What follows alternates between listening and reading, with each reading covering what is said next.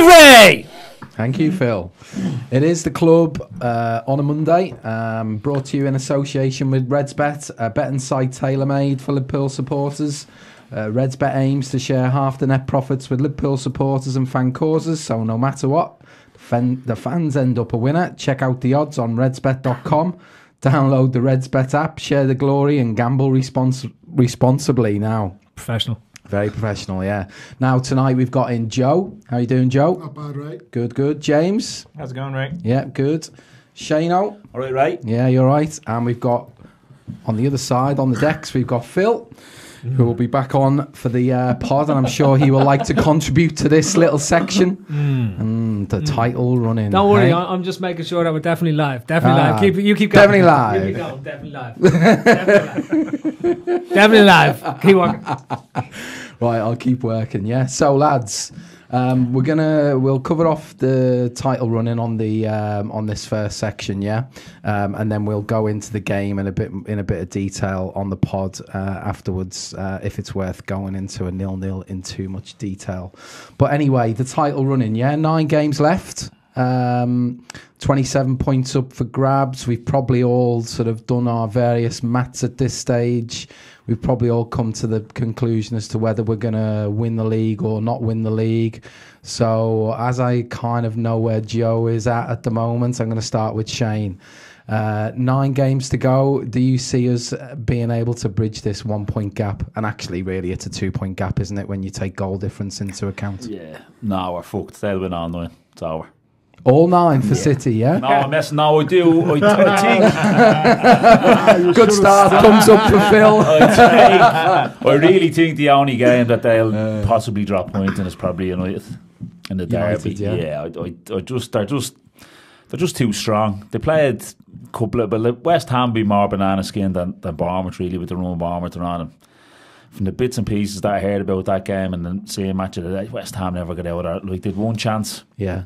I think they said it was 33 minutes before Ederson touched the ball with his hands in that game. And I just think I know a lot of people are pointing at the Palace game for them as being a banana skin, probably because they beat them in the Etihad, but United went there with 15 injuries and one easy. Yeah.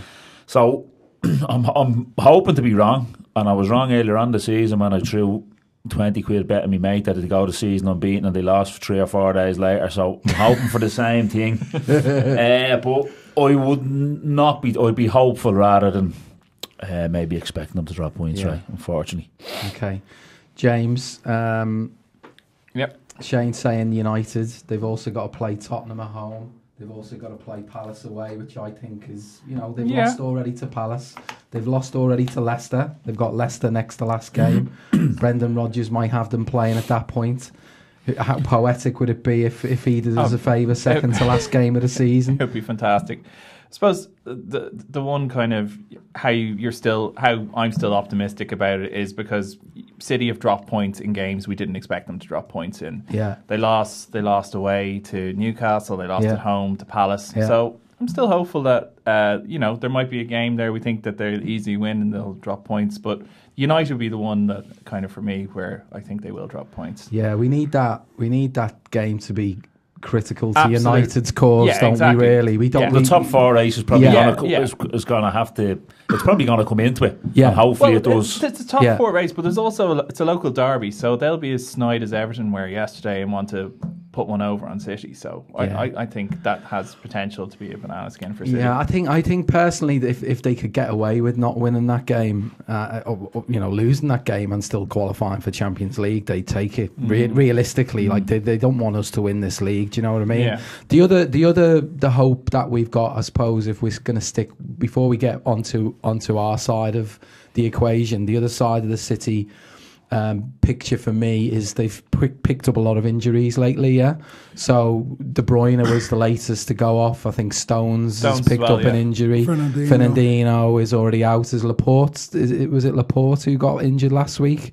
He went off, didn't he, in the previous game to the Bournemouth game. Yeah. So look, they've a few injuries, but we know they've got this at the same time. They've got the squad. Is there anything else that would give you hope on the City side before we then go on to the Liverpool part of it? I think the Fernandinho injury is massive because he's the one player they don't have a replacement for. That was Guardiola tried during the summer to get there's a few targets. Fred, I don't know what he saw on Fred, but yeah, I think if Fernandinho's out for a while, it makes you a bit more optimistic. I think the likes they've done without De Bruyne all season and Stones. But the likes if the Stones and Laporta, that means Otamendi, and he's unpredictable at the best of times. So I think that gives me a bit of hope as well. Yeah, and he got himself sent off recently. Yeah, exactly. Yeah. He's prone to that type of thing. So yeah. There's a bit of hope there. I still think there's going to be a couple more twists. It's not going to be straightforward. The City are going to win. I don't even think they'll win 8, and then whatever the United result is, I think they'll drop points elsewhere. It's just, are we good enough? Are we going to get enough points to overhaul them? Yeah, I don't think so. So let's stay. Oh, Phil is dying to contribute to you. Yeah. Oh, okay, fair enough. All on the side, right? Yeah. We're not winning the league. So just on that, then we're not winning. We're not winning the league, lads. I told you back in December. I've not seen the amount of glee in your face, Phil, since we won the 2018. We were the 2018 winners, champions. Yeah, we followed the long-standing Liverpool tradition since 1990 of winning best team years, in the calendar year. Yeah. Followed up by best possession in the following calendar year, not resulting in any trophies. It's a speciality category that gets a speciality trophy. Right. So look, I'll stay with you, Joe. Just in terms of our form, it's pretty worrying. There's a lot of draws now creeping in. Yeah, we're not losing games, but the draws at this stage, based on what we're up against, are just as damaging. Yeah, exactly. Yeah, dropping 2 points. In the last 9 games, we dropped 11 points. So. It's going to take a huge turnaround for us now to go on what we had before Christmas and win a load of games in a row. I think we're capable of doing it, but there's a couple of games in there that I think they're just set up for us to struggle in. I can see us bouncing back this weekend with a win, but maybe, as I was saying earlier, I think it might actually favour Liverpool now to be chasing rather than lead. It might change the atmosphere or the Klopp's, the attitude they're adding this defensive and the substitutions, it all just seems to have gone very defensive. Maybe it'll change and it'll go out and attack teams because we're good enough to beat anyone. So hopefully, hopefully. There's a lot of caution, hasn't there? That's crept into how we've gone about games in the last few weeks. So, like, just touching on what Joe's saying there, throwing caution to the wind now for the last 9 games. We've kind of, we know in some ways, got nothing to lose. Exactly. Yeah, we know we're defensively solid. So let's unleash the 3 guys and let's see them scoring goals again. And, put the likes of Keita into midfield and. Maybe a bit more of Shaqiri. Yeah, but what's happened? See if he can recapture some form because he seems to have just dropped off the planet completely, doesn't he? Lallana is never the answer. Yeah. So it doesn't matter what the question is, he's never the answer. So we had thrown in the towel as far as I was concerned as soon as I saw that Lallana. When that last sub. Yeah, it was like we were settling for a draw at that point. So it was disappointing to see, but we've definitely been more conservative in our last 2 away games because we absolutely played Watford off the park and beat them 5-0. Could have been 8. So how are we so Jekyll and Hyde? So we need to get that home form into our away form, and then we have some chance of going on a serious run. 9-game run we can go on. That's fine. Yeah. I think one thing we're going to have to do, and I had a quick look today. I know there'll be all XG heads that might pull me up. We've scored an awful lot of late goals, but I think over the course of the season, only 2 have resulted in us getting the 3 points from 1. Okay. Origi and the actual Palace game when we scored the 4th one, but they went down and got a 3rd. Okay. So that was just a quick look today.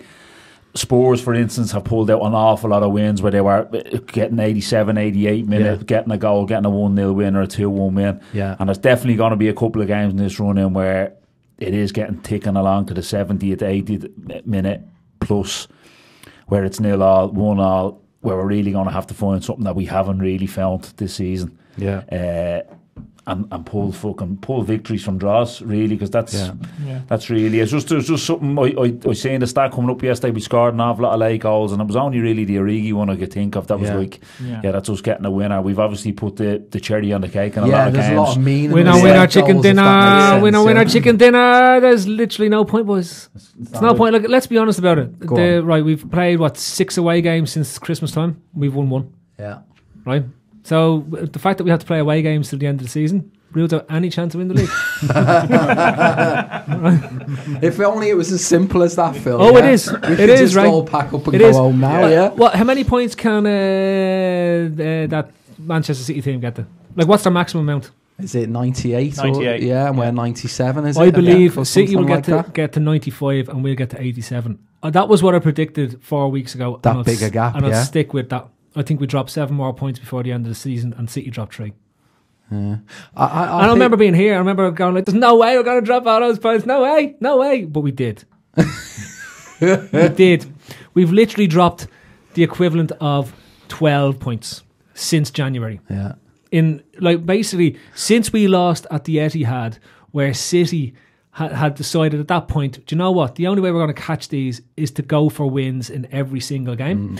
And from that match, Klopp has decided in away games, we're going to take this cautious and make sure we don't lose first and then look to win. He's literally become an almost identikit of Rafa in 08-09, where away games, first and foremost, you don't lose, and then you look to try and nick a win towards the end of matches. But keep unfortunately, you 0-0 that's not an option now. that doesn't suit our players, and it doesn't suit that team. And it's been shown because the way we're set up, when he sets up in that away formation, it's horrific. But we all knew this. This is what's so frustrating. Why, if we all knew, well, a few of us here, the football men. Just on the men. football men, are Spurs out of it now, yeah?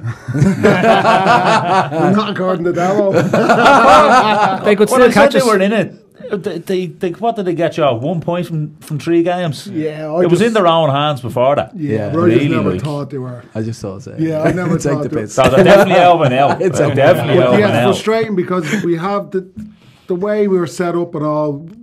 I thought the games were there.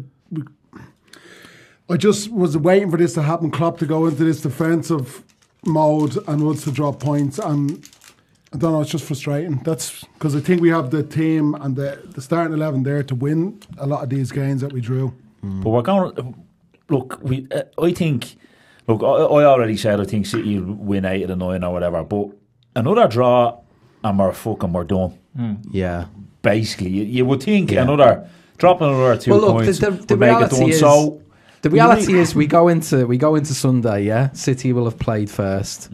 They'll have won that game. Yeah. We're going to be 4 points. The pressure, like it being 4 points behind. If for whatever who have reason, City got? Watford. Yeah. Away or home? Away.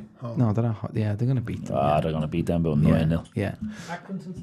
Yeah. So you're right. So the pressure's on. A 12 o'clock kickoff. Yeah. Notoriously hard in any stadium. Yeah. Sunday Sunday, to get 12 the o'clock. atmosphere up. Fucking No one's going to really early have a chance to kickoffs get are a a pint fucking into disaster, I think, Yeah. for any team. They're horrible. Even sitting on your couch watching them, they're fucking horrible. Yeah. So to play in, it's going to be difficult. Burnley are going to come. They're going to sit in. They're going to be fucking delighted with a point all day long. They're in much better shape than they they're were in when we better played shape. them first time they've around. coming off. Stop playing Joe Hart, which is the biggest there you factor go. in terms of their form. And So They've got players who can score. Ashley Barnes. well, I Chris don't Wood. want to concentrate on Burnley. This is the run in, right? Yeah. We'll do Burnley in the podcast, right? But I'll bring it back, lads.